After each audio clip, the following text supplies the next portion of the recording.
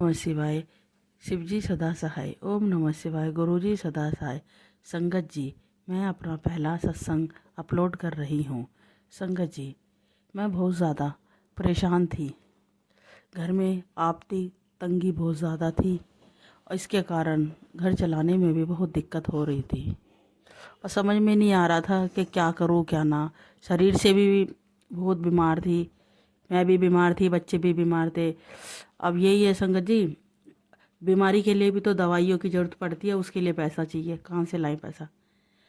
अब गुरुजी, बस एक बार मेरे बेटे को उसके दोस्त ने बताया कि है ना, हमारे गुरुजी हैं, बड़े मंदिर, बड़ा मंदिर है उनका, वहाँ चलिए आंटी आप।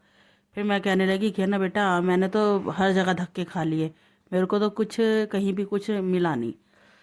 अब बहुत ही ज़्यादा मतलब निराश ही हो गई मैं। फिर पता नहीं क्या मन में ऐसा आया कि जाना चाहिए, जब जहाँ इतना कुछ चले गए, इतना कुछ कर लिया, पंडितों के पास चले गए, तो गुरुजी के पास भी जाके देखते हैं क्या होता है। फिर मैं अपने बेटे के दोस्त के साथ बड़े मंदिर गई। अब वहाँ जाके देखा, वहाँ तो ऐसा लग रहा था जैसे स्वर्ग में आ गए। इतना अच्छा वातावरण भी इतना अच्छा था, सब कुछ इतना अच्छा, और इतनी भीड़ थी उधर, इतनी भीड़ थी।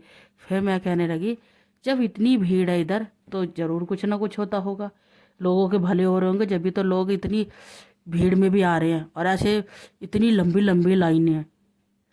फिर हम भी लाइन में लगे, फिर हमने भी दर्शन करे गुरुजी के। गुरुजी के दर्शन करे, बहुत अच्छा लगा। फिर उधर लंगर प्रसाद खाया। लंगर प्रसाद खाते ही ऐसा लगने लगा कि पता नहीं शरीर से कितने ही संकट निकल गए हों। और फिर मुझे भी अच्छा अच्छा सा लगने लगा। फिर गुरुजी की कृपा ऐसी हुई, फिर वहाँ से लंगर प्रसाद खा के घर पे आए।